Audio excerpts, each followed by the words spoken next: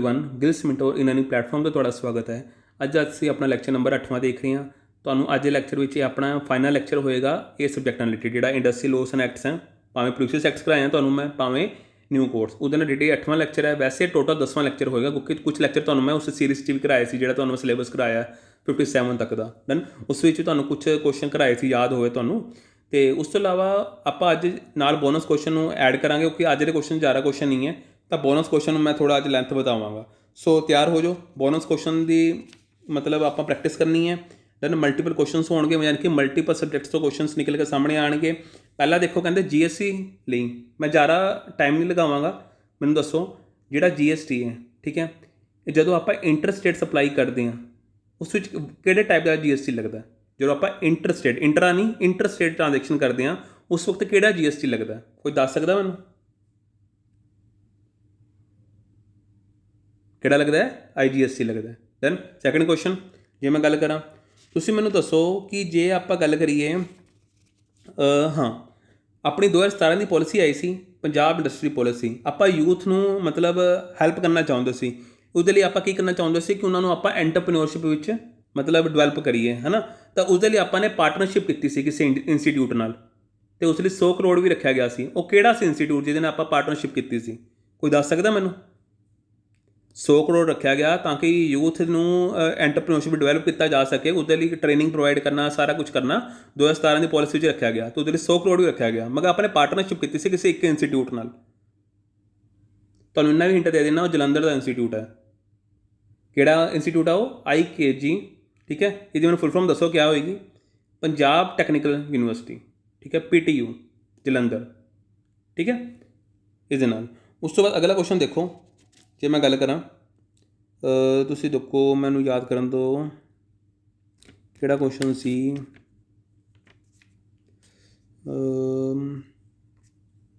Just a minute. ਹਾਂ, ਜਦੋਂ ਆਪਾਂ ਅਪਰੇਜ਼ਲ ਕਮੇਟੀ ਦੀ ਗੱਲ ਕਰਦੇ ਹਾਂ, ਠੀਕ ਹੈ, ਬੋਨਸ ਕੁਐਸਚਨ ਵਿੱਚ ਤੁਹਾਨੂੰ ਹੁਣ ਇੰਡਸਟਰੀ ਨਾਲ ਰਿਲੇਟਡ ਕੁਐਸਚਨ ਆ ਗਿਆ। ਅਪਰੇਜ਼ਲ ਕਮੇਟੀ ਦੀ ਗੱਲ ਕਰਦੇ ਹਾਂ, ਇਹ ਕਿਸ ਵਿੱਚ ਦੇਖਣ ਨੂੰ ਮਿਲਦਾ ਸਾਨੂੰ? ਅਪਰੇਜ਼ਲ ਕਮੇਟੀ ਦੀ ਜਾਣਕਾਰੀ ਜਿਹੜੀ ਹੈ ਸਾਨੂੰ ਕਿਹੜੇ ਐਕਟ ਵਿੱਚ ਦੇਖਣ ਨੂੰ ਮਿਲਦੀ ਹੈ?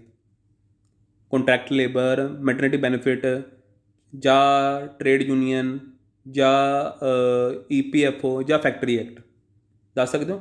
ਅਪਰੇਜ਼ਲ ਕਮੇਟੀ ਦੀ ਜਾਣਕਾਰੀ ਸਾਨੂੰ ਕਿੱਥੋਂ ਪਤਾ ਲੱਗਦੀ ਹੈ?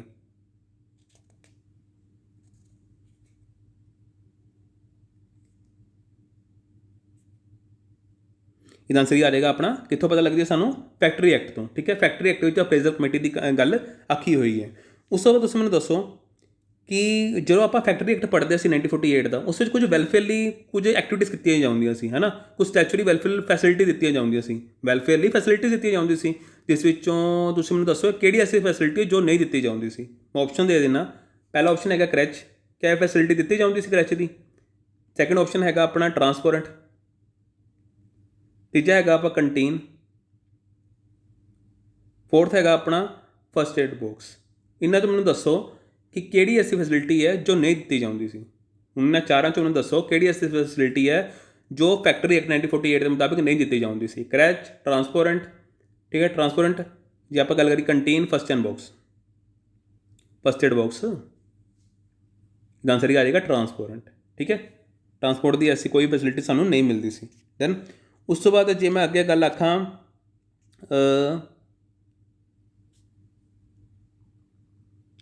ਹਾਂ, ਜਿਹੜਾ ਸਬਸਿਡੈਂਸ ਅਲਾਊਂਸ ਹੈ, ਤੁਹਾਨੂੰ ਮੈਂ ਪਿਛਲੇ ਲੈਕਚਰ 'ਚ ਕਰਾਇਆ ਸੀ। ਸਬਸਿਡੈਂਸ ਅਲਾਊਂਸ ਹੈ, ਇਹ ਜਿਹੜੀ ਸਬਸਿਡੈਂਸ ਅਲਾਊਂਸ ਦਿੱਤਾ ਜਾਂਦਾ ਹੈ, ਇਹ ਕਿਹੜੇ ਐਕਟ ਦੇ ਮੁਤਾਬਿਕ ਦਿੱਤਾ ਜਾਂਦਾ? ਕੋਈ ਦੱਸ ਸਕਦਾ ਮੈਨੂੰ? ਇਸ ਵਿੱਚ ਕੋਈ ਆਪਸ਼ਨ ਨਹੀਂ ਹੈ। ਇਹ ਦਿੱਤਾ ਜਾਂਦਾ ਹੈ industrial employment then standing order. ਜਿਹੜਾ ਆਪਣਾ industry employment standing order act ਹੈ, ਉਸ ਦੇ ਮੁਤਾਬਿਕ ਸਾਨੂੰ ਸਬਸਿਡੈਂਸ ਅਲਾਊਂਸ ਦਿੱਤਾ ਜਾਂਦਾ ਜਦੋਂ ਸਾਡਾ ਜਿਹੜਾ ਇਨਕੁਆਇਰੀ ਜਿਹੜੀ ਹੈ ਪੈਂਡਿੰਗ ਪਈ ਹੋਵੇ, ਤਦ ਫਿਰ ਇੰਪਲੋਇਰ ਦਿੰਦਾ। ਦੈਨ ਉਸ ਤੋਂ ਬਾਅਦ ਤੁਸੀਂ ਮੈਨੂੰ ਦੱਸੋ ਜਿਹੜਾ ਆਪਣਾ ਪ੍ਰੋਟੈਕਟਿਡ ਵੂਮਨ ਹੈ, ਠੀਕ ਹੈ, ਸੋਰੀ ਮਾਫ ਕਰਨਾ, ਵੂਮਨ ਕਹਿ ਗਿਆ, ਪ੍ਰੋਟੈਕਟਿਡ ਵਰਕਮੈਨ ਹੈ, ਇਹ ਉਹ ਜਿਹਾ ਟਰਮ ਪ੍ਰੋਟੈਕਟਿਡ ਵਰਕਮੈਨ ਵਾਲਾ ਜਿਹੜਾ ਟਰਮ ਹੈ ਕਿਸ ਐਕਟ ਵਿੱਚ ਦਿੱਤਾ ਹੋਇਆ? ਪ੍ਰੋਟੈਕਟਿਡ ਵਰਕਮੈਨ ਦਾ ਜਿਹੜਾ ਟਰਮ ਹੈ ਕਿਹੜੇ ਐਕਟ ਦੇ ਵਿੱਚ ਇਸ ਬਾਰੇ ਗੱਲ ਕੀਤੀ ਹੋਈ ਹੈ ਕਿ ਆਪਣੇ ਵਰਕਮੈਨ ਨੂੰ ਪ੍ਰੋਟੈਕਟ ਕਰਨਾ? ਉਹ ਵਾਲੀ ਗੱਲ ਕਿਹੜੇ ਐਕਟ ਵਿੱਚ ਗੱਲ ਕੀਤੀ ਹੋਈ ਹੈ? ਇਹਦਾ ਆਨਸਰ ਹੀ ਆ ਜਾਏਗਾ ਆਪਣਾ ਇੰਡਸਟਰੀਅਲ ਡਿਸਪਿਊਟ ਐਕਟ, ਠੀਕ ਹੈ, ਇੰਡਸਟਰੀਅਲ डिस्प्यूट एक्ट, याद रखना। उस तो बाद अगे देखो, जे मैं अगे गल आखां, जे इंप्लॉयर, ठीक है, अपना मेनटेनेंस नहीं रखता, ठीक है, जेडे अपने की नाम है मेनटेनेंस कादा, जेडे इंप्लॉयर के रिकॉर्ड्स उन्होंने मेनटेन नहीं करता, मेनटेनेंस कह गया, मेनटेन नहीं करता इंप्लॉय के रिकॉर्ड में, इंप्लॉय कह गया, इंप्लॉय के जेडे रिकॉर्ड्स हैं डन, कि उसकी क्या काम करता, वो किन्ने वर्कर की वेजिस लैंदा है डन, ये सारी जी जानकारी है, जे मालक जोड़ा इसनों मेनटेन नहीं करता तो उसके उपर कितना फाइन लग सकता है, नवे कोड के मुताबिक, जोड़ा अपना कोड ऑन वेजिस आया है उसके मुताबिक, जे कोई इंप्लॉयर रिकॉर्ड्स मेनटेन नहीं करता उसके उपर किन्नी जुर्माना लग सकता, दस सकता कोई मैनू, कितना लग सकता है, 10,000 रुपया लग सकता है, ठीक है, कितना लग सकता है, 10,000 रुपया लग सकता है, ठीक है ना। उस तो बाद तुम अगे देखो, एक जी अपनी की नाम है, एक ग्लोबल अलायंस है डन, एक ग्लोबल अलायंस है, एक अपना इंटरनेशनल करंट अफेयर्स है डन, जिसनों आप इस नाम नाल जानते हैं, गेम के नाम नाल, जिसकी फुल फॉर्म है global alliance for mass entrepreneurship, है ना। तो ये काम, इसका काम की है कि MSME ਨੂੰ ਵਧਾਵਾ ਦੇਗਾ, है ना, ਉਹਦੇ ਲਈ ਆਪਾਂ ਨੇ ਇਸ ਤਰ੍ਹਾਂ ਦਾ ਗਲੋਬਲ ਅਲਾਇੰਸ ਬਣਾਇਆ ਹੈ। ਇਸਨੇ ਆਪਣੇ ਇੰਡੀਆ ਦੀ ਕਿਸ ਆਰਗੇਨਾਈਜੇਸ਼ਨ ਨਾਲ ਪਾਰਟਨਰਸ਼ਿਪ ਕੀਤੀ ਹੈ ਤਾਂ ਕਿ ਆਪਾਂ MSME ਨੂੰ ਵਧਾਵਾ ਦੇ ਸਕੀਏ, ਕੋਈ ਦੱਸ ਸਕਦਾ ਮੈਨੂੰ। ਗੇਮ ਇੱਕ ਗਲੋਬਲ ਅਲਾਇੰਸ ਹੈ ਮਾਸ ਐਂਟਰਪ੍ਰੈਨਿਓਰਸ਼ਿਪ ਲਈ, ਜਿਸ ਵਿੱਚ ਆਪਣਾ ਮੇਨ ਮਕਸਦ ਇਹ ਹੈ ਕਿ ਆਪਾਂ ਜਿਹੜੇ MSME ਹੈ, ਇਹ ਕੋਵਿਡ ਦੇ ਸਮੇਂ ਜੋ ਥੱਲੇ ਬਹਿ ਚੁੱਕਾ ਹੈ ਬਿਜ਼ਨਸ, ਇਸ ਨੂੰ ਦੁਬਾਰਾ ਖੜਾ ਕਰਨ ਲਈ ਆਪਾਂ ਨੇ ਇਸ ਤਰ੍ਹਾਂ ਦਾ ਅਲਾਇੰਸ ਬਣਾਇਆ। तो इंडिया में ऐसा किहड़ा ऑर्गेनाइजेशन है जो इस दे नाल पार्टनरशिप कर रहा है ताकि असी MSME ਨੂੰ ਵਧਾਵਾ दे सकीए। इसका आंसर क्या आएगा, सिडबी, क्या आएगा, सिडबी, डन, ओके। अगला क्वेश्चन देखो, कहते हले आप बोनस क्वेश्चन ही कर रहे हैं, अपने पंजाब की गल हो रही है, पंजाब का एक रैंक दसना तुहाने मैनू कि 2011 के सेंसस के मुताबिक अपनी जी सैक्स रेशो का जोड़ा रैंक है ओवरऑल सारे स्टेट्स में देखते हुए किनवा रैंक है, सैक्स रेशो में अपना रैंक किनवा आता है, अपना भारत कितने खड़ा है, कोई दस सकता मैनू, जे आप कंपैरिजन करिए बाकी स्टेट्स नाल, किनवा रैंक है, 28वां रैंक है, किनवा रैंक है, 28वां रैंक है, डन, ओके।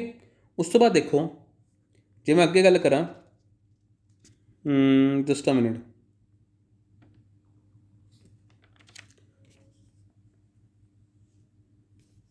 मैनू हुण क्वेश्चन देखने पैने 2 मिनट, है ना। आपां इस विच हाँ आपां करंट अफेयर का भी क्वेश्चन देखना है, डन। जिहड़े आपां ने चाइना सी विच जिहड़ा एक ट्रॉपिकल जिहड़ा अपना साइक्लोन आया सी उहनूं आपां की आख्या सी, कोई दस सकदा मैनू। एक चाइना सी दे कोल एक ट्रॉपिकल साइक्लोन आया सी, ठीक है, साइक्लोन कह लो, आया सी चाइना सी दे कोल, ठीक है, उसनूं आपां ने की आख्या सी, कोई दस सकदा। की आख्या सी आपां ने, टाइफून आख्या सी, की आख्या सी, टाइफून आख्या सी, डन। उस तो बाद देखो,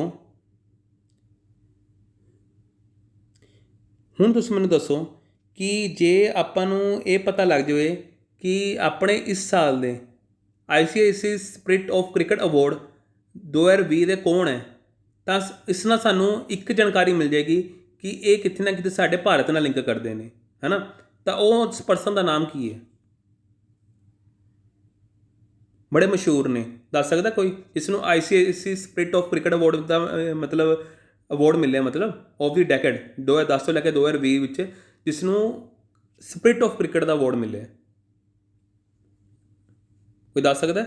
साढ़े बड़े मशहूर खिलाड़ी ने MS धोनी, ठीक है। उस तो बाद तुसीं मैनूं दसो, एक अपने बड़ी न्यूज़ चली सी A76 की, है ना, A76 की कोई न्यूज़ चली सी, तो उस नाल ये किस नाल रिलेटेड है, कोई दस सकता मैनूं। ये हैगा आइसबर्ग नाल, ठीक है, ये आइसबर्ग नाल रिलेटेड है, ठीक है। उस तो बाद देखो, डन, हुण जिहड़ा अपना कंप्यूटर नाल रिलेटेड कोई क्वेश्चन कर लैंदे आपां, जिहड़ा अपना फस्ट कंप्यूटर सी, है ना, उस विच किहड़ा प्रोग्राम यूज़ किया जाता सी, दस सकदा मैनूं।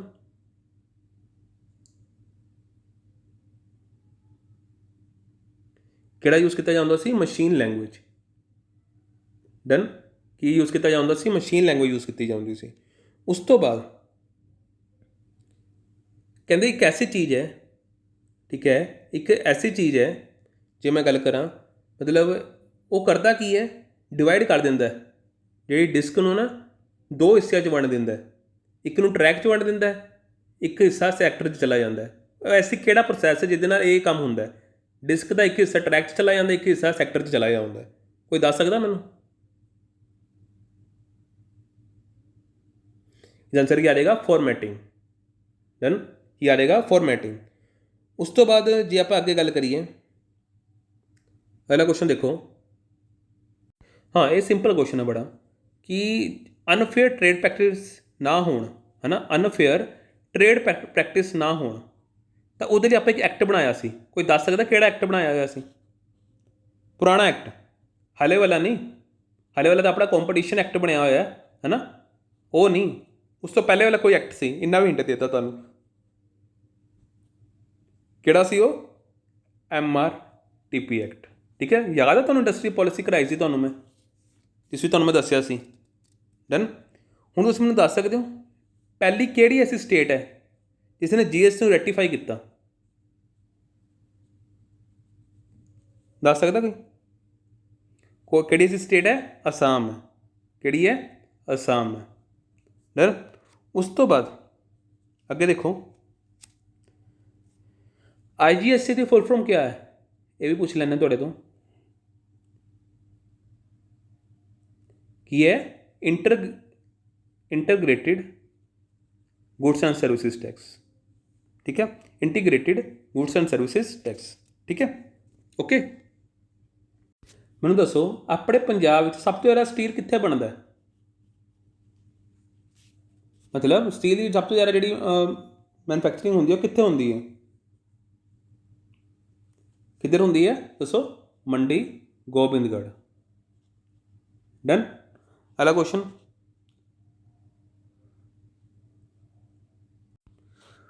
ਹੁਣ MRTP ਦੀ ਫੁੱਲ ਫਾਰਮ ਕਿਆ ਹੈ? ਕੋਈ ਦੱਸ ਸਕਦਾ ਮੈਨੂੰ? ਮੋਨੋਪੋਲੀਜ਼ ਲਿਖ ਲਓ, restrictive trade policy. Done. Restrictive trade policy. ਇਹ ਲਾਗੂ ਕਦੋਂ ਕੀਤਾ ਗਿਆ? ਕੋਈ ਦੱਸ ਸਕਦਾ ਮੈਨੂੰ? ਇਹ ਲਾਗੂ ਕੀਤਾ ਗਿਆ 1969 ਵਿੱਚ। ਡਨ। ਇਹਨੂੰ ਰਿਪਲੇਸ ਕਰਕੇ ਆਪਾਂ ਨੇ ਕੀ ਲਿਆਉਂਦਾ? ਇਹ ਤੁਹਾਡੇ ਲਈ ਹੋਮਵਰਕ ਹੈ, ਇੱਕ ਹੋਮਵਰਕ ਦਿੱਤਾ ਤੁਹਾਨੂੰ ਮੈਂ। ਡਨ। ਹੁਣ ਜੇ ਆਪਾਂ ਨੇ ਪੰਜਾਬ ਵਿੱਚ ਰਜਿਸਟ੍ਰੇਸ਼ਨ ਕਰਾਉਣੀ ਹੋਵੇ ਟ੍ਰੇਡ ਯੂਨੀਅਨ ਦੀ, ਤਾਂ ਕਿੰਨੀ ਫੀਸ ਭਰਨੀ ਪੈਂਦੀ ਹੈ? ਕੋਈ ਦੱਸ ਸਕਦਾ? ਪੰਜਾਬ ਵਿੱਚ ਟ੍ਰੇਡ ਯੂਨੀਅਨ ਦੀ ਰਜਿਸਟ੍ਰੇਸ਼ਨ ਕਰਾਉਣੀ ਹੋਵੇ ਕਿੰਨੀ ਫੀਸ ਭਰਨੀ ਪੈਂਦੀ ਹੈ?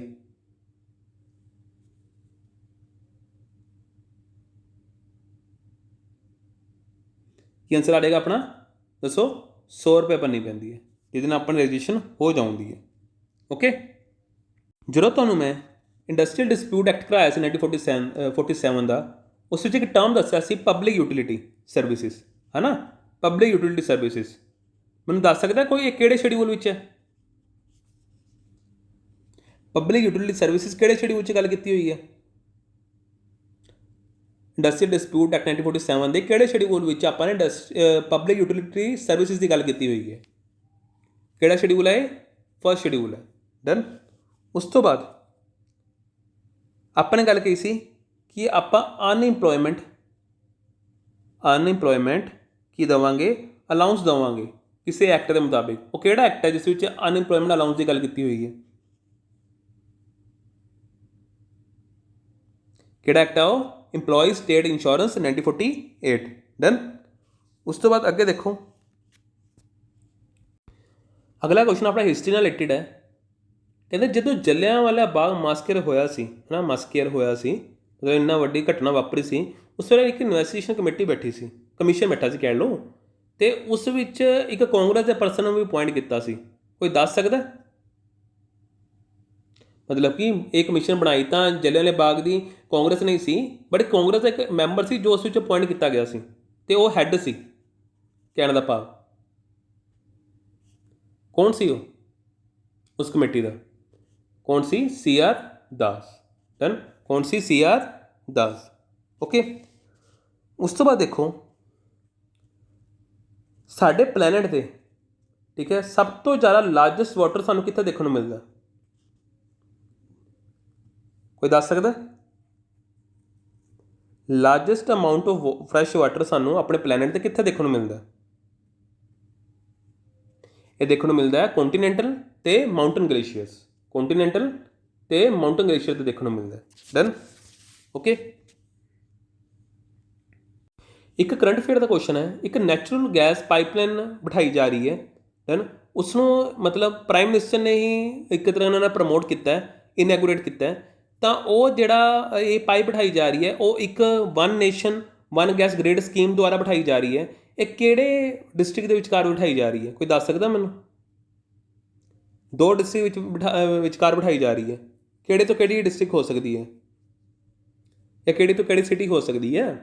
इसके विचकार जी पाइपलाइन बिठाई जा रही है जो लगभग इसी साल अपने प्राइम मिनिस्टर ने इनैगूरेट की सी। किहड़ी अपनी कोची तो लैके मंगलुरु तक, ठीक है कोची तो लैके मंगलुरु तक एक पाइपलाइन बिठाई जा रही है नैचुरल गैस पाइपलाइन जो किस दे अंडर आउंदी है one nation one gas grid के अंडर आउंदी है। ठीक है उस तो बाद देखो अपने उरे एक स्कॉच अवॉर्ड दिता जाता है, ठीक है स्कॉच चीफ मिनिस्टर अवॉर्ड दिता जाता है, ठीक है chief minister of the year CM of the year. दसो मैनू किन्नू मिले वो इस बार Skoch CM of the year award किन्नू मिले, किन्नू मिले वो आंध्र प्रदेश में मिले। डन किन्नू मिले आंध्र प्रदेश में मिले। डन हूँ जे मैं गल करा अपने 2020 की अपनी मिनिस्ट्री ने एक मिनिस्ट्री अपनी हाउसिंग अफेयर्स है ना हाउसिंग अर्बन अफेयर्स उसने एक इंडैक्स जारी किया ईज ऑफ लिविंग इंडैक्स, ठीक है उस किसने टॉप किया, कोई दस सकता? जिसनों आप बेस्ट सिटी के नाम ना किया गया कि ये बेस्ट सिटी है उरे रहना सब तो ईजी है,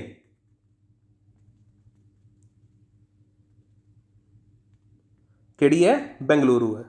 डन हुण तुसीं मैनूं कोई दस सकदा कि बाफ्ता जिहड़े फिल्म अवॉर्ड्स हुंदे ने 2021 के उस विच बेस्ट फिल्म किसनूं मिली है, किनू मिले है नॉमलैंड नूं मिले है, ठीक है तो कोई ऑस्कर का दस सकदा मैनूं? सेम ही है। डन ओके बेस्ट फिल्म इसनूं ही मिले। उस तो बाद नास्कॉम नाम तो सुनिया होना नास्कॉम उहदे चेयरपर्सन कौन हैं, कोई दस सकदा? कौन हैं? रेखा मैनन हैं। कौन हैं? रेखा मैनन हैं। डन कोई मैनूं दस सकदा है अपने हिस्टरी विच पंजाब अपने भारत की हिस्टरी विच सब तो ज़्यादा बजट नूं किन्ने पेश किया, किहड़े ऐसे मिनिस्टर होए ने जिन्हें सब तो ज़्यादा वारी बजट पेश किया है?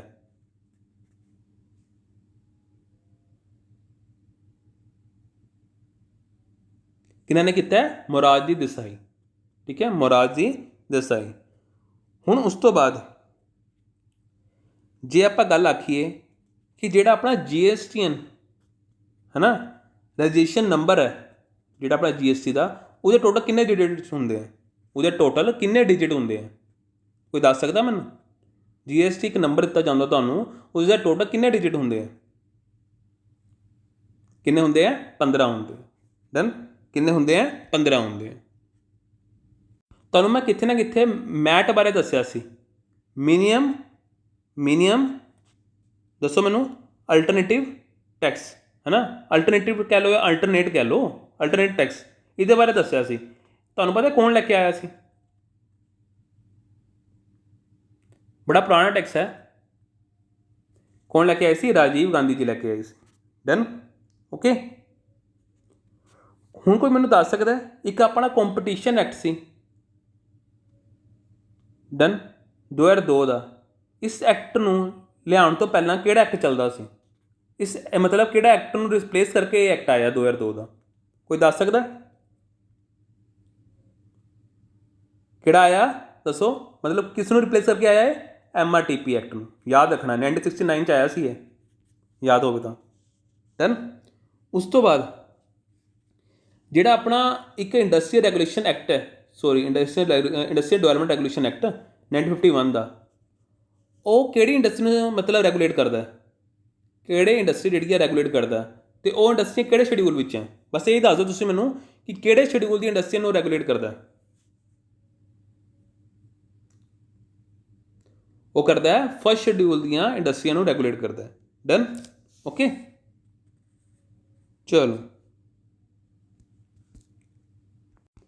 ਅੱਗੇ ਦੱਸੋ, ਇੰਡਸਟਰੀਅਲ ਡਿਸਪਿਊਟ ਜਿਹੜਾ ਐਕਟ ਪੜ੍ਹਿਆ ਸੀ ਆਪਾਂ ਨੇ, ਉਸ ਵਿੱਚੋਂ ਆਪਾਂ ਨੂੰ ਸੈਟਲਮੈਂਟ ਕਰਾਉਣੀ ਹੁੰਦੀ ਹੈ ਨਾ, ਦੋ ਪਾਰਟੀਆਂ ਵਿਚਕਾਰ।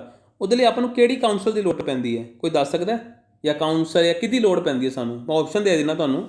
ਇੰਡੀਅਨ ਲੇਬਰ ਕਾਨਫਰੰਸ ਦੀ ਲੋੜ ਪੈਂਦੀ ਹੈ, ਇੰਡਸਟਰੀਅਲ ਟ੍ਰਿਬਿਊਨਲ ਦੀ ਲੋੜ ਪੈਂਦੀ ਹੈ, ਜੁਆਇੰਟ ਮੈਨੇਜਮੈਂਟ ਕਾਊਂਸਲ ਦੀ ਲੋੜ ਪੈਂਦੀ ਹੈ, ਸਟੈਂਡਿੰਗ ਲੇਬਰ ਕਮੇਟੀ ਦੀ ਲੋੜ ਪੈਂਦੀ ਹੈ। ਜਿਹੜੀ ਸਭ ਤੋਂ ਪਹਿਲੇ ਕੰਮ ਆਉਂਦੀ ਹੈ ਕਿਹੜੀ ਹੁੰਦੀ ਹੈ, ਜਿਹਦੇ ਨਾਲ ਆਪਾਂ ਝਗੜੇ ਦਾ ਨਿਪਟਾਰਾ ਕਰ ਸਕਦੇ ਹਾਂ? ਕੋਈ ਦੱਸ ਸਕਦਾ ਕਿਹੜਾ ਹੋਏਗਾ? ਆਪਣਾ ਜੁਆਇੰਟ ਮੈਨੇਜਮੈਂਟ ਕਾਊਂਸਲ। ਠੀਕ ਹੈ, ਯਾਦ ਰੱਖਣਾ। ਨਹੀਂ, ਮਾਫ ਕਰਨਾ, ਜੁਆਇੰਟ ਨਹੀਂ ਹੋਏਗਾ, ਆਈ ਥਿੰਕ ਇੰਡਸਟਰੀਅਲ ਟ੍ਰਿਬਿਊਨਲ ਹੋਏਗਾ। ਮੈਂ ਜੁਆਇੰਟ ਨਹੀਂ ਹੋਏਗਾ, ਆਪਸ਼ਨ ਜਿਹੜਾ ਹੋਏਗਾ ਇੰਡਸਟਰੀਅਲ ਟ੍ਰਿਬਿਊਨਲ ਹੋਏਗਾ। ਠੀਕ ਹੈ, ਇੰਡਸਟਰੀਅਲ ਟ੍ਰਿਬਿਊਨਲ ਐਸਾ ਹੈ ਜੋ ਇੱਕ ਇਸ ਤਰ੍ਹਾਂ ਦੀ ਮਸ਼ੀਨਰੀ ਹੈ, ਕਿਉਂਕਿ ਆਪਾਂ ਉਸ ਵਿੱਚ ਕੋਈ ਇੰਡਸਟਰੀ ਡਿਸਪਿਊਟ ਵਿੱਚ ਕੋਈ ਜੁਆਇੰਟ ਮੈਨੇਜਮੈਂਟ ਕਾਊਂਸਲ ਨਹੀਂ ਪੜ੍ਹਿਆ ਆਪਾਂ ਨੇ। ਇੰਡਸਟਰੀਅਲ ਟ੍ਰਿਬਿਊਨਲ ਆਏਗਾ ਜਿਸ ਵਿੱਚ ਆਪਾਂ ਸੈਟਲਮੈਂਟ ਕਰਾ ਪਾਉਂਦੇ ਹਾਂ ਝਗੜਿਆਂ ਨੂੰ, ਹੈ ਨਾ, ਇੰਡਸਟਰੀਅਲ ਟ੍ਰਿਬਿਊਨਲ ਦੁਆਰਾ। ਉਸ ਵਿੱਚ ਆਪਾਂ ਕਾਫੀ ਪੜ੍ਹੇ ਸੀ ਆਪਾਂ ਨੇ, ਹੈ ਨਾ। ਤਾਂ ਉਸ ਵਿੱਚ ਇੱਕ ਪਾਰਟ ਹੁੰਦਾ ਇੰਡਸਟਰੀਅਲ ਟ੍ਰਿਬਿਊਨਲ ਦਾ। ਠੀਕ ਹੈ, ਚਲੋ। ਸੋ ਇਹ ਸੀ ਆਪਣੇ ਸਾਰੇ ਆਪਣੇ ਬੋਨਸ ਦੇ ਕੁਐਸਚਨ। ਹੁਣ ਅਸੀਂ ਆ ਜਾਂਦੇ ਹਾਂ। ਪਹਿਲਾ ਕੁਐਸਚਨ ਦੇਖੋ, ਕਹਿੰਦੇ ਇਹ ਮੈਂ ਤੁਹਾਨੂੰ ਕਰਾਇਆ ਹੋਇਆ, ਤੁਸੀਂ ਮੈਨੂੰ ਖੁਦ ਦੱਸਣਾ ਹੈ, ਇਹ ਤੁਹਾਡੇ ਲਈ ਹੋਮਵਰਕ ਹੀ ਲਾ ਲਓ। ਡਨ, ਇਹਦਾ ਆਨਸਰ ਦੱਸ ਦੇਣਾ ਤੁਹਾਨੂੰ ਮੈਂ 95 ਡੇਜ਼। ਡਨ। ਅਗਲਾ ਕੁਐਸਚਨ ਦੇਖੋ, ਕਹਿੰਦੇ an award has delivered by the tribunal or national industrial tribunal shall become enforceable on the expiry of dash days from the date of dash as per on the code and regulation. ਦੱਸੋ ਕੀ ਆਏਗਾ? 30 ਦਿਨ delivery of award ਆਏਗਾ, ਦੂਜੇ filling ਦੀ blanks ਵਿੱਚ 30 ਦਿਨ communication award ਆਏਗਾ, 45 days delivery of award ਆਏਗਾ, 45 ਡੇਜ਼ ਕਮਿਊਨੀਕੇਸ਼ਨ ਅਵਾਰਡ ਆਏਗਾ। ਕਹਿੰਦੇ ਜਿਹੜਾ ਟ੍ਰਿਬਿਊਨਲ ਵੱਲੋਂ ਸੁਣਾਇਆ ਗਿਆ ਜਿਹੜਾ ਫੈਸਲਾ ਹੋਏਗਾ, ਅਵਾਰਡ ਹੋਏਗਾ, ਉਹ ਕਦੋਂ ਇਨਫੋਰਸੇਬਲ ਹੋਏਗਾ? ਜਦੋਂ ਐਕਸਪਾਇਰੀ ਹੋਏਗੀ ਡੈਸ਼ ਡੇਜ਼ ਦੀ। ਕਿਹੜੇ ਡੈਸ਼ ਡੇਜ਼ ਦੀ? ਜਦੋਂ ਸਾਨੂੰ ਕਿਹੜਾ ਅਵਾਰਡ ਦਿੱਤਾ ਗਿਆ, ਦੱਸੋ ਮੈਨੂੰ ਕੀ ਆਏਗਾ? ਕਮਿਊਨੀਕੇਸ਼ਨ ਅਵਾਰਡ ਦਿੱਤਾ ਗਿਆ। ਠੀਕ ਹੈ, 30 ਦਿਨਾਂ ਦਾ ਟਾਈਮ ਹੋਏਗਾ ਅਤੇ ਕਮਿਊਨੀਕੇਸ਼ਨ ਅਵਾਰਡ ਜਦੋਂ ਦਿੱਤਾ ਜਾਏਗਾ ਉਸ ਤੋਂ ਬਾਅਦ ਹੀ ਜਾ ਕੇ ਆਪਣਾ ਇਹ ਇੰਡਸਟਰੀ ਟ੍ਰਿਬਿਊਨਲ ਦਾ ਜਿਹੜਾ ਫੈਸਲਾ ਹੋਏਗਾ ਇਨਫੋਰਸੇਬਲ ਹੋ ਜਾਏਗਾ। ਬੀ ਆਪਸ਼ਨ ਆ ਜਾਏਗਾ। ਅਗਲਾ question, an industrial tribunal constituted under section 44 of the code on industrial relations shall consist of how many members? ਹੁਣ ਇੰਡਸਟਰੀ ਟ੍ਰਿਬਿਊਨਲ ਵਿੱਚ ਸਾਨੂੰ ਕਿੰਨੇ ਮੈਂਬਰ ਦੇਖਣ ਨੂੰ ਮਿਲਦੇ ਨੇ ਸੈਕਸ਼ਨ 44 ਦੇ ਮੁਤਾਬਿਕ? ਜੇ ਆਪਾਂ ਕੋਡ ਇੰਡਸਟਰੀ ਰਿਲੇਸ਼ਨ ਪੜ੍ਹਿਆ ਹੈ, ਉਸ ਵਿੱਚ ਇੰਡਸਟਰੀ ਟ੍ਰਿਬਿਊਨਲ ਦੇ ਵਿੱਚ ਕਿੰਨੇ ਮੈਂਬਰ ਦੇਖਣ ਨੂੰ ਮਿਲਦੇ ਨੇ? 2, 3, 4, ਨਨ ਆਫ ਦੀ ਅਬਵ। ਕਿੰਨੇ ਦੇਖਣ ਨੂੰ ਮਿਲਦੇ ਨੇ? 2 ਦੇਖਣ ਨੂੰ ਮਿਲਦੇ ਨੇ। ਮੈਂ ਤੁਹਾਨੂੰ ਦੱਸਿਆ ਸੀ ਕਿਹੜੇ ਕਿਹੜੇ 2 ਦੱਸੇ ਸੀ, ਤੁਹਾਨੂੰ ਯਾਦ ਹੋਵੇ ਤਾਂ ਕਿਹੜੇ ਕਿਹੜੇ ਮੈਂਬਰ ਸੀ ਦੱਸ ਸਕਦਾ? ਅਗਲਾ question, the certified copies of the standing order shall be sent to the employer and to the negotiating union or negotiating council or the trade union or the other representative of the worker within how many days as per the code industrial relations? ਹੁਣ ਜਿਵੇਂ standing order, ਮਤਲਬ ਜੇ ਆਪਾਂ ਗੱਲ ਕਰੀਏ ਕਿ employer ਨੇ standing order ਬਣਾਏ, ਡਰਾਫਟ ਬਣਾਇਆ ਅਤੇ ਅੱਗੇ ਉਹਨੇ ਭੇਜਿਆ। ਦੈਨ ਉਹ ਭੇਜਣ ਤੋਂ ਬਾਅਦ ਜਦੋਂ ਮਤਲਬ ਸਰਟੀਫਾਈ ਹੋਣਗੇ, ਸਰਟੀਫਾਈ ਹੋਣ ਤੋਂ ਬਾਅਦ ਜਿਹੜੀ ਉਹਨਾਂ ਦੀ ਕਾਪੀਆਂ ਹੋਣਗੀਆਂ ਗੌਰਮੈਂਟ ਵੱਲੋਂ ਭੇਜੀਆਂ ਜਾਣਗੀਆਂ, ਤਾਂ ਉਹ ਕਿੰਨੇ ਦਿਨਾਂ 'ਚ ਪਹੁੰਚ ਜਾਣਗੀਆਂ? ਯੂਨੀਅਨ ਕੋਲ, ਇੰਪਲੋਇਰ ਕੋਲ, ਇੰਪਲੋਈ ਕੋਲ ਕਦੋਂ ਤੱਕ ਪਹੁੰਚ ਜਾਣਗੀਆਂ? ਇਹ ਪਹੁੰਚ ਜਾਣਗੀਆਂ ਆਪਣੀਆਂ 7 ਦਿਨਾਂ ਦੇ ਅੰਦਰ, ਇਹ ਯਾਦ ਰੱਖਣਾ। ਅਗਲਾ question, an appeal against the order of certifying authority with respect to the certification of the draft standing order shall be made within how many days as on the code and regulation? ਹੁਣ ਜਿਵੇਂ suppose ਕਰੋ standing order ਬਣਾਏ, ਉਹਦਾ draft ਵੀ ਚਲਾ ਗਿਆ, certify ਵੀ ਹੋ ਗਿਆ, but ਉਸ ਸਰਟੀਫਾਈ ਹੋਣ ਤੋਂ ਬਾਅਦ ਪਤਾ ਲੱਗ ਰਿਹਾ ਕਿ ਉਸ ਵਿੱਚ ਕੁਝ ਐਸੀ ਚੀਜ਼ਾਂ ਜੋ ਕਮੀਆਂ ਰਹਿ ਗਈਆਂ। ਹੁਣ ਉਸ ਦੇ ਖਿਲਾਫ ਤੁਸੀਂ ਜੇ ਅਪੀਲ ਵੀ ਕਰਨੀ ਹੈ ਤਾਂ ਕਿੰਨੇ ਦਿਨਾਂ ਬਾਅਦ ਕਰ ਸਕਦੇ ਹੋ? 30 ਦਿਨਾਂ ਬਾਅਦ, 45 ਦਿਨਾਂ ਬਾਅਦ, 60 ਦਿਨਾਂ ਬਾਅਦ, ਨਨ ਆਫ ਦੀ ਅਬਵ? ਕੋਈ ਦੱਸ ਸਕਦਾ? ਇਹਦਾ ਆਨਸਰ ਕੀ ਆ ਜਾਏਗਾ ਆਪਣਾ 60 ਦਿਨਾਂ ਬਾਅਦ। ਓਕੇ। ਅਗਲਾ ਕੁਐਸਚਨ ਦੇਖੋ, what is the maximum term of imprisonment awarded to an employer if he ਜਾਂ she fails to pay a contribution under the code on social security? ਦੱਸੋ ਮੈਨੂੰ ਮੈਕਸਿਮਮ ਕਿੰਨੀ ਸਜ਼ਾ ਹੋ ਸਕਦੀ ਹੈ ਉਹਨੂੰ ਜੇ ਉਹ ਕੰਟਰੀਬਿਊਸ਼ਨ ਨਹੀਂ ਕਰਦਾ ਕੋਡ ਔਨ ਸੋਸ਼ਲ ਸਿਕਿਉਰਿਟੀ ਦੇ ਮੁਤਾਬਿਕ, ਆਪਣੀ ਸੈਲਰੀ ਦਾ ਕੰਟਰੀਬਿਊਟ ਨਹੀਂ ਕਰਦਾ, ਤਾਂ ਉਹਨੂੰ ਕਿੰਨੀ ਸਜ਼ਾ ਹੋ ਸਕਦੀ ਹੈ? 1 ਸਾਲ, 2 ਸਾਲ, 3 ਸਾਲ, 5 ਸਾਲ? ਇਹਦਾ ਆਨਸਰ ਆ ਜਾਏਗਾ ਆਪਣਾ 3 ਸਾਲ ਹੁੰਦੀ ਹੈ। ਦੈਨ ਅਗਲਾ question, what is the maximum term of imprisonment under the code on occupational safety and health and working condition on the offence leads to the death of the employee? ਦੱਸੋ ਮੈਨੂੰ। ਜੇ ਆਪਾਂ ਜਦੋਂ ਕੋਡ ਔਨ ਓਕੂਪੇਸ਼ਨਲ ਸੇਫਟੀ ਪੜ੍ਹੀ ਸੀ, ਉਸ ਵਿੱਚ ਜੇ by chance death ਹੋ ਜਾਂਦੀ ਇੰਪਲੋਈ ਦੀ ਵਰਕਿੰਗ ਕਰਦੇ ਹੋਇਆਂ, ਅਤੇ ਕਿਤੇ ਨਾ ਕਿਤੇ ਮਤਲਬ ਬਲੇਮ ਜਾਉਂਦਾ ਹੈ ਮਾਲਕ ਤੇ, ਤਾਂ ਉਸ ਨੂੰ ਕਿੰਨੇ ਸਾਲ ਦੀ ਸਜ਼ਾ ਜਾਂ ਕਿੰਨੇ ਮੰਥ ਦੀ ਸਜ਼ਾ ਹੋ ਸਕਦੀ ਹੈ? 6 ਮਹੀਨੇ, 1 ਸਾਲ, 2 ਸਾਲ, 3 ਸਾਲ ਮਾਲਕ ਨੂੰ। ਠੀਕ ਹੈ, ਜਦੋਂ ਇੰਪਲੋਈ ਦੀ ਡੈਥ ਹੋ ਜਾਵੇ। ਐਜ਼ ਔਨ ਨਵੇਂ ਜਿਹੜੇ ਕੋਡ ਆਏ ਨੇ occupation safety health and working condition. ਇਹਦਾ ਆਨਸਰ ਕੀ ਆ ਜਾਏਗਾ ਆਪਣਾ, ਦੱਸੋ? ਸੀ ਆਪਸ਼ਨ, ਯਾਨੀ ਕਿ ਘੱਟੋ ਘੱਟ 2 ਸਾਲ ਦੀ ਸਜ਼ਾ ਤਾਂ ਹੋ ਸਕਦੀ ਹੈ। ਦੈਨ ਭਾਵੇਂ ਉਹਦਾ ਡਾਇਰੈਕਟਲੀ ਕੋਈ ਇਨਵੋਲਵਮੈਂਟ ਨਹੀਂ ਸੀ, ਮੈਂ ਤਾਂ ਵੀ ਕੰਮ ਕਰਦੇ ਹੋਏ ਤਾਂ ਡੈਥ ਹੋਈ ਨਾ। ਚਲੋ, which of the following statement is true regarding applicability of the code on wages? ਦੱਸੋ ਮੈਨੂੰ, ਇਹ ਜਿਹੜਾ ਕੋਡ ਔਨ ਵੇਜਿਸ ਹੈ ਕਿੱਥੇ ਕਿੱਥੇ ਐਪਲੀਕੇਬਲ ਹੁੰਦਾ ਹੈ? ਇਹ ਰਿਪੀਟਿਵ ਕੁਐਸਚਨ ਹੈ, ਤੁਸੀਂ ਮੈਨੂੰ ਦਾ ਆਨਸਰ ਦੱਸ ਸਕਦੇ ਹੋ? ਇਹਦੀ ਕੋਈ ਐਕਸਪਲੇਨੇਸ਼ਨ ਨਹੀਂ ਹੋਏਗੀ, ਕਿਉਂਕਿ ਇਸ ਦਾ ਆਨਸਰ ਤੁਹਾਨੂੰ ਆਲਰੇਡੀ ਦੱਸ ਚੁੱਕਾ ਪਿਛਲੇ ਲੈਕਚਰ ਜਾਂ ਪਿਛਲੇ ਲੈਕਚਰ ਵਿੱਚ। ਕਿਹੜਾ ਹੋਏਗਾ? All of the above. Organise sector ਵਿੱਚ ਵੀ ਲਾਗੂ ਹੋਏਗਾ, ਅਨਆਰਗੇਨਾਈਜ਼ ਸੈਕਟਰ ਵਿੱਚ ਵੀ, ਹੋਲ ਆਫ ਇੰਡੀਆ ਵਿੱਚ ਵੀ। ਅਗਲਾ question, which of the following shall not be part of wages? ਜਦੋਂ ਆਪਾਂ ਕੋਡ ਔਨ ਵੇਜਿਸ ਪੜ੍ਹਿਆ ਸੀ, ਉਸ ਵਿੱਚ ਤੁਹਾਨੂੰ ਮੈਂ ਦੱਸਿਆ ਸੀ ਕਿ ਕਿਵੇਂ ਕੈਲਕੂਲੇਟ ਕਰੀਦਾ ਵੇਜਿਸ ਨੂੰ। ਤਾਂ ਉਸ ਵਿੱਚ ਕੀ ਆਉਂਦਾ ਹੈ? ਰਿਟੇਨਿੰਗ ਅਲਾਊਂਸ ਆਉਂਦਾ ਹੈ, ਰਿਟਰੈਚਮੈਂਟ ਅਲਾਊਂਸ ਆਉਂਦਾ ਹੈ, ਓਵਰਟਾਈਮ ਅਲਾਊਂਸ ਆਉਂਦਾ ਹੈ, ਹਾਊਸ ਰੈਂਟ ਅਲਾਊਂਸ ਆਉਂਦਾ ਹੈ। ਵੇਜਿਸ ਦਾ ਕਿਹੜੇ ਚੀਜ਼ਾਂ ਹਿੱਸਾ ਬਣਦੀਆਂ, ਦੱਸੋ ਜਲਦੀ? ਆਪਸ਼ਨ ਦੇਖੋ, ਕਿਹੜੀ ਆਪਸ਼ਨ ਠੀਕ ਰਹੇਗੀ? ਇਹਦਾ ਆਨਸਰ ਕੀ ਆ ਜਾਏਗਾ ਆਪਣਾ, ਲਗਭਗ ਬੀ ਆਪਸ਼ਨ, ਯਾਨੀ ਕਿ ਇਸ ਵਿੱਚ ਸਾਨੂੰ ਰਿਟਰੈਚਮੈਂਟ ਅਲਾਊਂਸ, ਸੋਰੀ ਕੁਐਸਚਨ ਮੈਂ ਧਿਆਨ ਨਾਲ ਦੇਖਿਆ ਨਹੀਂ, ਕਿਹੜੇ ਹਿੱਸੇ ਜਿਹੜੇ ਆ ਵੇਜਿਸ ਦਾ ਪਾਰਟ ਨਹੀਂ ਬਣਦੇ। ਦੇਖੋ ਉਰੇ ਮੈਂ ਵੀ ਧੋਖਾ ਖਾ ਗਿਆ ਨਾ, shall not be the part of wages. Then ਇਸਦਾ ਮਤਲਬ ਇਹ ਹੋ ਗਿਆ, ਜਦੋਂ ਆਪਾਂ ਨੇ ਵੇਜਿਸ ਨੂੰ ਕੈਲਕੂਲੇਟ ਕਰਨਾ ਹੈ, ਇਹਨਾਂ ਚਾਰਾਂ ਵਿੱਚੋਂ ਕਿਹੜੇ ਐਸੇ 3 ਜਾਂ 4 ਹੈ, ਮਤਲਬ ਕਿ ਜਿਨ੍ਹਾਂ ਨੂੰ ਆਪਾਂ ਵੇਜਿਸ ਦਾ ਪਾਰਟ ਨਹੀਂ ਮੰਨਣਾ।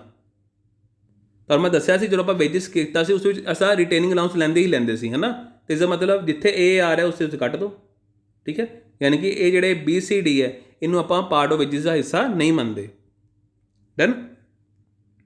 ਅਗਲਾ question, the contract labour regulation and abolition act 1970 ਕਦੋਂ ਲਾਗੂ ਕੀਤਾ ਗਿਆ? ਇਹ ਜਿਹੜਾ ਲੇਬਰ ਐਕਟ ਹੈ ਕੰਟਰੈਕਟ ਲੇਬਰ ਦਾ, ਕਦੋਂ ਲਾਗੂ ਕੀਤਾ ਗਿਆ? 5 ਸਤੰਬਰ 1970, 10 ਫਰਵਰੀ 1971, 5 ਸਤੰਬਰ 1971, 10 ਫਰਵਰੀ 1970। ਇਹਦਾ ਆਨਸਰ ਆ ਜਾਏਗਾ ਆਪਣਾ, ਕਦੋਂ ਕੀਤਾ ਗਿਆ? 5 ਸਤੰਬਰ 1970। ਅਗਲਾ question, under the equal remuneration act the government will appoint such officer not below the rank of dash for the purpose of hearing and deciding the complaints with regard to the contravention of the provision of this act। ਹੁਣ ਇਸ equal remuneration act ਦੇ ਮੁਤਾਬਿਕ ਜੇ ਕੋਈ ਝਗੜਾ claim ਹੁੰਦਾ ਹੈ ਜਾਂ ਕੋਈ ਇਸ ਪ੍ਰੋਵੀਜ਼ਨ ਨਾਲ ਰਿਲੇਟਡ ਕੋਈ ਝਗੜਾ ਆ ਜਾਂਦਾ ਹੈ, ਉਸ ਨੂੰ ਸੁਣਨ ਲਈ ਕਿਹੜੇ ਰੈਂਕ ਦਾ ਬੰਦਾ ਬਿਠਾਇਆ ਜਾਏਗਾ? ਦੱਸ ਸਕਦਾ ਮੈਨੂੰ, ਕੌਣ ਸੁਣੇਗਾ ਉਹ ਸੁਣਵਾਈ? DM ਸੁਣੇਗਾ, ਕੰਸੀਡਰੇਸ਼ਨ ਆਫਿਸਰ ਸੁਣੇਗਾ, ਲੇਬਰ ਕਮਿਸ਼ਨਰ ਸੁਣੇਗਾ, ਲੇਬਰ ਆਫਿਸਰ ਸੁਣੇਗਾ? कौन सुनेगा? लेबर ऑफिसर सुनेगा। डन। अगला question, if the fine under section 18 of the Bonded Labour System Act is recovered, the bonded labor shall be paid 7 per day, 5 per day, 10 per day, 8 per day। दस सकता कोई? ਹੁਣ ਜਿਵੇਂ ਤੁਹਾਨੂੰ ਇਸ bonded labour ਦੇ ਮੁਤਾਬਿਕ ਤੁਸੀਂ ਇੰਪਲੋਈ ਤੋਂ ਫਾਈਨ ਲਿੱਤਾ ਹੈ ਨਾ, ਉਹ ਫਾਈਨ ਤੁਹਾਨੂੰ ਪੇ ਕਰਨਾ ਪਏਗਾ।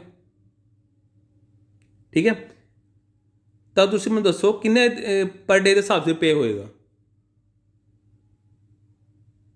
7 ਰੁਪਏ ਡੇ, 5 ਰੁਪਏ, 10 ਰੁਪਏ, 8 ਰੁਪਏ। ਇਹਦਾ ਆਨਸਰ ਆ ਜਾਏਗਾ ਆਪਣਾ ਬੀ ਆਪਸ਼ਨ, 5 ਰੁਪਏ ਪਰ ਡੇ। ਅਗਲਾ question, the day specified in the notice has a weekly holiday for the child shall not be altered by the occupier more than once in a dash as per the child labour prohibition regulation act। ਹੁਣ ਕਹਿੰਦੇ ਜੇ by chance ਤੁਸੀਂ suppose ਕੋ ਕੰਮ ਬਹੁਤ ਜ਼ਿਆਦਾ ਹੈ ਤਾਂ ਜਿਹੜੀ ਵੀਕਲੀ ਹੋਲੀਡੇ ਮਿਲਦੀ ਹੈ ਉਸ ਨੂੰ ਕੈਂਸਲ ਵੀ ਕੀਤਾ ਜਾ ਸਕਦਾ ਹੈ ਚਾਈਲਡ ਦੇ ਮੁਤਾਬਿਕ। ਠੀਕ ਹੈ, ਜਦੋਂ ਚਾਈਲਡ ਦੀ ਕੰਡੀਸ਼ਨ ਆਉਂਦੀ ਹੈ ਤਾਂ ਉਸ ਨੂੰ ਕੈਂਸਲ ਵੀ ਕੀਤਾ ਜਾ ਸਕਦਾ ਹੈ ਕਿ ਉਸ ਨੂੰ ਕਿਹਾ ਜਾਏਗਾ ਉਹ ਛੋਟੂ ਇਸ ਹਫ਼ਤਾ ਤੈਨੂੰ ਛੁੱਟੀ ਨਹੀਂ ਮਿਲੇਗੀ, ਫੇਰ ਮਿਲੇਗੀ ਤੈਨੂੰ ਛੁੱਟੀ। ਇਹ ਜਿਹੜੀ ਉਹ ਫੇਰ ਮਿਲੇਗੀ ਇਸ ਨਵੇਂ ਐਕਟ ਦੇ, ਨਵਾਂ ਐਕਟ ਤਾਂ ਨਹੀਂ ਕਹਾਂਗਾ, ਪੁਰਾਣਾ ਐਕਟ ਹੀ ਆਪਣਾ ਚਾਈਲਡ ਲੇਬਰ, ਉਸ ਮੁਤਾਬਿਕ ਜਿਹੜਾ ਚਾਈਲਡ ਲੇਬਰ ਦੇ ਮੁਤਾਬਿਕ ਜਿਹੜੀ ਫੇਰ ਮਿਲੇਗੀ ਉਹ ਕਦੋਂ ਤੱਕ ਮਿਲ ਸਕਦੀ ਹੈ ਉਸ ਨੂੰ? ਮਤਲਬ ਕਿ ਉਸ ਨੂੰ ਮਤਲਬ ਇਹ ਕਹਿ ਕੇ ਕਿ ਹਰੇਕ ਵਾਰੀ ਕਿ ਉਹ ਛੋਟੂ ਇਸ ਵਾਰ ਤੈਨੂੰ ਛੁੱਟੀ ਨਹੀਂ ਮਿਲੇਗੀ, ਇਹ ਤੁਸੀਂ ਦੂਜੀ ਵਾਰੀ ਜਾਂ ਤੀਜੀ ਵਾਰੀ ਕਦੋਂ ਤੱਕ ਨਹੀਂ ਕਰ ਸਕਦੇ। ਮਤਲਬ ਕਿ ਤੁਸੀਂ ਇਸ ਤਰ੍ਹਾਂ ਕਰਨਾ ਕਿ ਤੁਸੀਂ ਉਹਦੀ ਛੁੱਟੀ ਕੈਂਸਲ ਕਰ ਰਹੇ ਹੋ ਤਾਂ ਤੁਸੀਂ ਕਿੰਨੀ ਵਾਰੀ ਕਰ ਸਕਦੇ ਹੋ? ਦੇਖੋ ਉਹਨਾਂ ਨੇ ਸਾਫ਼ ਕਹਿ ਦਿੱਤਾ ਉਰੇ ਕਿ ਇਸਦਾ ਆਨਸਰ ਜਿਹੜਾ ਬਣੇਗਾ 3 ਮਹੀਨੇ ਬਣੇਗਾ, ਯਾਨੀ ਕਿ ਤੁਸੀਂ 3 ਮਹੀਨਿਆਂ ਦੇ ਵਿੱਚ, ਠੀਕ ਹੈ, ਜਾਂ ਉਸ ਤੋਂ ਪਹਿਲਾਂ ਇੱਕ ਵਾਰੀ ਤੁਸੀਂ ਕਹਿ ਤਾ ਉਹ ਛੋਟੂ ਤੈਨੂੰ ਇਸ ਵਾਰ ਛੁੱਟੀ ਜਿਹੜੀ ਹੈ ਨਹੀਂ ਮਿਲੇਗੀ, ਉਸ ਤੋਂ ਬਾਅਦ ਲਗਭਗ 3 ਮਹੀਨੇ ਦਾ ਗੈਪ ਹੋਏਗਾ।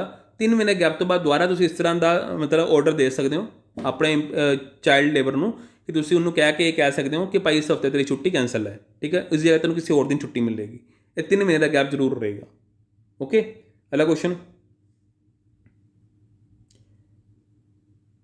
ਦੱਸੋ ਮੈਨੂੰ, which of the following statement is true regarding the applicability of the industrial employment standing order 1946।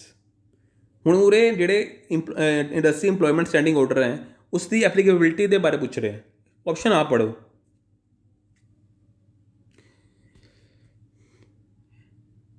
B C D. ਇਹਦਾ ਆਨਸਰ ਆ ਜਾਏਗਾ ਬੀ ਆਪਸ਼ਨ।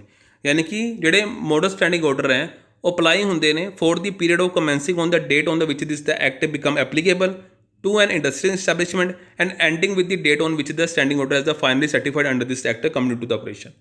ਕਹਿੰਦੇ ਇਹ ਮੋਡਲ ਬਸ ਇਹੀ ਗੱਲ ਆਖੀ ਇਸ ਐਪਲੀਕੇਬਿਲਿਟੀ ਦੀ ਕਿ ਜਦੋਂ ਇਹ ਐਕਟ ਲਿਆਉਂਦਾ ਗਿਆ ਉਸ ਦਿਨ ਤੋਂ ਇਹ ਲਾਗੂ ਹੋ ਗਏ।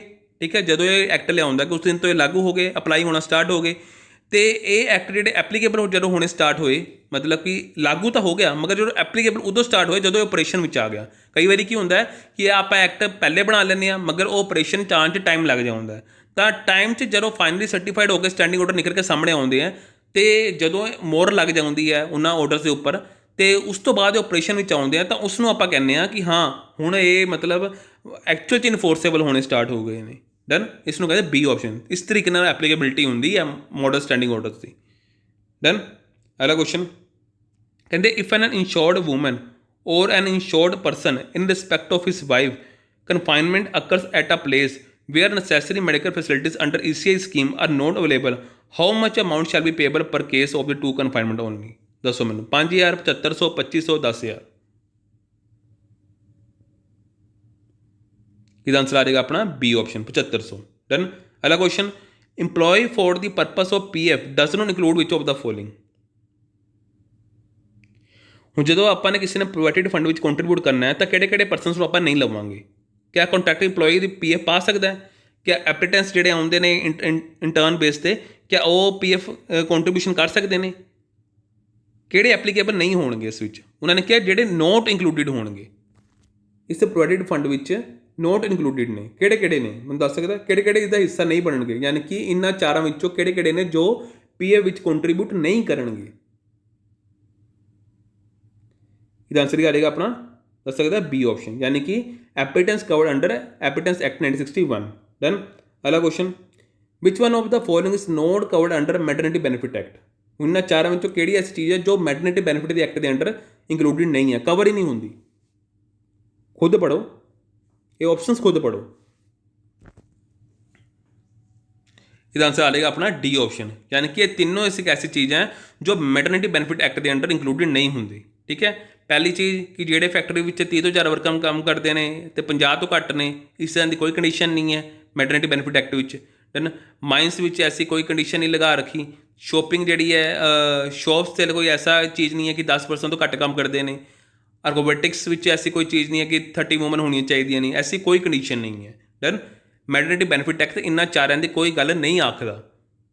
Done, as per the payment of gratuity act 1972 gratuity is to pay to the employee for the every completed year of services or part thereof in excess of 6 months at the rate of 15 days wages based on the last drawn wages by the employee, while the 15 daily wages the number of working days in a month are taken। ਜੋ ਤੁਹਾਨੂੰ ਮੈਂ ਗ੍ਰੈਜੂਟੀ ਕਰਾਈ ਸੀ ਯਾਦ ਹੈ, ਦੱਸਿਆ ਸੀ ਕਿਵੇਂ calculate ਕਰਨੀ ਆਪਾਂ ਨੇ, ਹੈ ਨਾ, ਕਿਵੇਂ ਕੈਲਕੂਲੇਟ ਕਰਨੀ ਹੈ। ਤਾਂ ਉਸ ਵਿੱਚ ਆਪਾਂ ਕਿੰਨੇ ਦਿਨ ਲੈਂਦੇ ਸੀ ਟੋਟਲ, ਮਤਲਬ ਕਿ ਟੋਟਲ ਮੰਥ ਦੇ ਕਿੰਨੇ ਦਿਨ ਲੈਂਦੇ ਸੀ? ਦੇਣੀ ਤਾਂ ਹਾਫ ਹੀ ਹੈ, 15 ਦਿਨਾਂ ਦੀ ਦੇਣੀ ਹੈ, 15 ਦਿਨਾਂ ਦੀ ਵੇਜਿਸ ਦੇਣੀ ਹੈ ਇੱਕ ਮੰਥ ਦੀ। ਮੈਂ ਟੋਟਲ ਡੇਸ ਆਪਾਂ ਕਿੰਨੇ ਲੈਂਦੇ ਸੀ, ਕੋਈ ਦੱਸ ਸਕਦਾ? ਕਿੰਨੇ ਲੈਂਦੇ ਸੀ ਆਪਾਂ? 26 ਲੈਂਦੇ ਸੀ, ਤੇ ਯਾਦ ਹੋਵੇ 26 ਲੈਂਦੇ ਸੀ ਆਪਾਂ। ਉਸ ਤੋਂ ਬਾਅਦ ਕਹਿੰਦੇ what is the maximum amount of deduction when the payment is fully or partly made to the cooperative society as per the payment of wages act 1986। ਦੱਸ ਸਕਦਾ ਮੈਨੂੰ ਕੋਈ? ਕਿੰਨੀ ਮੈਕਸਿਮਮ ਅਮਾਊਂਟ ਦੀ ਡਿਡਕਸ਼ਨ ਕੀਤੀ ਜਾ ਸਕਦੀ ਹੈ ਜੇ ਤੁਹਾਡੀ ਪੇਮੈਂਟ ਜਿਹੜੀ ਹੈ ਪਾਰਟਲੀ ਔਰ ਫੁੱਲੀ ਜਿਹੜੀ ਹੈ ਕੋਆਪਰੇਟਿਵ ਸੁਸਾਇਟੀ ਨੂੰ ਚਲੀ ਗਈ ਹੈ, ਤਾਂ ਤੁਸੀਂ ਪੇਮੈਂਟ ਆਫ ਵੇਜਿਸ ਦੇ ਮੁਤਾਬਿਕ ਕਿੰਨੀ ਤੁਸੀਂ ਮੈਕਸਿਮਮ ਅਮਾਊਂਟ ਡਿਡਕਸ਼ਨ ਕਰ ਸਕਦੇ ਹੋ? 60%, 50%, 75%, 70%। ਇਹਦਾ ਆਨਸਰ ਆ ਜਾਏਗਾ 75%। ਠੀਕ ਹੈ, ਚਲੋ ਇਹ ਸੀ ਆਪਣੇ ਸਾਰੇ question industrial loss and acts ਨਾਲ ਰਿਲੇਟਿਡ। ਤਾਂ ਲਗਭਗ ਤੁਹਾਨੂੰ ਮੈਂ ਕਾਫੀ ਕੁਐਸਚਨਸ ਕਰਾ ਚੁੱਕਾ, ਕਰਦੇ ਕਰਦੇ ਆਪਾਂ ਨੇ 150-200 ਕੁਐਸਚਨ ਤਾਂ ਕੀਤੇ ਹੈ ਨਾ। So thank you very much. ਹੁਣ ਆਪਾਂ ਬਾਕੀ ਦੇਖਾਂਗੇ GST ਦੇ ਕੁਝ ਕੁਐਸਚਨਸ ਕਰਾਂਗੇ, ਡਨ, ਟੈਕਸੇਸ਼ਨ ਨਾਲ ਰਿਲੇਟਿਡ ਕੋਈ ਕੁਐਸਚਨਸ ਕਰਾਂਗੇ। So thank you. ਅਤੇ ਬੋਨਸ ਕੁਐਸਚਨ ਤੁਹਾਨੂੰ ਕਿਵੇਂ ਲੱਗ ਰਿਹਾ ਮੈਨੂੰ ਦੱਸਣਾ। ਬੋਨਸ ਕੁਐਸਚਨ ਦੇਖੋ ਬੱਚਿਓ, ਉਸ ਵਿੱਚ ਤੁਹਾਨੂੰ ਮੂਹਰੇ ਲਿਖ ਕੇ ਨਹੀਂ ਦੇ ਰਿਹਾ, ਮੈਂ ਤੁਹਾਨੂੰ ਓਰਲੀ ਬੋਲ ਰਿਹਾ। ਤੁਸੀਂ ਜੇ ਲਿਖਣਾ ਤਾਂ ਲਿਖ ਲਓ, ਪਰ ਤੁਸੀਂ ਮੈਨੂੰ ਔਰਲੀ ਜੇ ਤੁਸੀਂ ਸਮਝੀ ਜਾਓ, ਨਾਲ ਆਨਸਰ ਦੇਈ ਜਾ ਰਹੇ ਹੋ ਤਾਂ ਬੈਸਟ ਹੈ। ਦੈਨ ਤੁਹਾਡੇ ਕੰਨਾਂ 'ਚ ਪੈਣੀ ਚਾਹੀਦੀ ਹੈ, ਮੈਂ ਤੁਹਾਡੇ ਕੰਨਾਂ 'ਚ ਪਾਉਣਾ ਚਾਹੁੰਦਾ। ਦੈਨ ਓਕੇ, ਸਮਝ ਗਏ। ਜੇ ਲਿਖ ਹੀ ਦਿੱਤਾ ਤੁਸੀਂ ਸੁਣੋਗੇ ਨਹੀਂ ਸਹੀ ਤਰੀਕੇ ਨਾਲ, ਮੈਂ ਹੀ ਬੋਲਦਾ ਰਹਾਂਗਾ, ਇਗਨੋਰ ਵੀ ਕਰ ਸਕਦੇ ਹੋ। ਜਦੋਂ ਮੈਂ ਕਹਾਂਗਾ ਕਿ ਹਾਂ ਮੈਂ ਲਿਖ ਨਹੀਂ ਰਿਹਾ ਤਾਂ ਤੁਸੀਂ ਧਿਆਨ ਨਾਲ ਸੁਣੋਗੇ ਕਿ ਸਰ ਕੀ ਕਹਿ ਗਏ। ਦੈਨ ਤਾਂ ਤੁਹਾਡੇ ਕੰਨਾਂ 'ਚ ਪੈ ਗਈ ਉਹ ਚੀਜ਼, ਫਿਰ ਉਹ ਸਬਕੌਂਸ਼ੀਅਸ ਮਾਈਂਡ 'ਚ ਚਲਾ ਜਾਏਗਾ। ਸਮਝ ਗਏ ਨਾ, ਉਹ ਸਬਕੌਂਸ਼ੀਅਸ ਮਾਈਂਡ 'ਚ ਚਲਾ ਗਿਆ। ਜਿਵੇਂ ਸਟੀਲ ਦੀ ਜਦੋਂ ਮੈਂ ਗੱਲ ਕੀਤੀ ਤਾਂ ਨਾਮ ਆ ਗਿਆ ਪੰਡਿਤ ਗੋਬਿੰਦਗੜ੍ਹ, ਆ ਗਿਆ ਨਾ ਨਾਮ। ਸਟੀਲ ਦੀ ਗੱਲ ਕੀਤੀ ਜਦੋਂ ਮੈਂ ਕਿਹਾ ਕਿ ਡੈਥ ਅਤੇ ਬਰਥ ਜਿਹੜਾ ਸੀ ਇੱਕ ਐਸੇ ਗੁਰੂ ਸਾਹਿਬਾਨ ਹੋਏ ਨੇ ਜਿਹੜਾ ਸੇਮ ਸੀ, ਤਾਂ ਆ ਗਿਆ ਨਾ ਗੁਰੂ ਹਰਿਰਾਏ ਸਾਹਿਬ। ਆਇਆ ਨਹੀਂ ਆਇਆ ਦਿਮਾਗ 'ਚ, ਆਇਆ ਨਾ, ਹੈ ਨਾ। ਸੋ ਇਸ ਕਰਕੇ ਆਪਣੇ ਦਿਮਾਗ ਵਿੱਚ ਇਹ ਜਿਹੜੀਆਂ ਗੱਲਾਂ ਹੁੰਦੀਆਂ ਇਹਨੂੰ ਆਪਾਂ ਸਬਕੌਂਸ਼ੀਅਸ ਮਾਈਂਡ 'ਚ ਬਿਠਾਉਣਾ ਹੈ। ਕੁਝ ਐਸੀ ਚੀਜ਼ਾਂ ਹੁੰਦੀਆਂ ਜਿਹਨੂੰ ਆਪਾਂ ਰੱਟਾ ਨਹੀਂ ਚਾੜ ਸਕਦੇ, ਉਹਨੂੰ ਰਿਪੀਟਲੀ ਕਰਦਿਆਂ ਸਾਡੇ ਦਿਮਾਗ ਵਿੱਚੋਂ ਗੱਲਾਂ ਪੈ ਜਾਂਦੀਆਂ ਨੇ। So thank you very much, take care.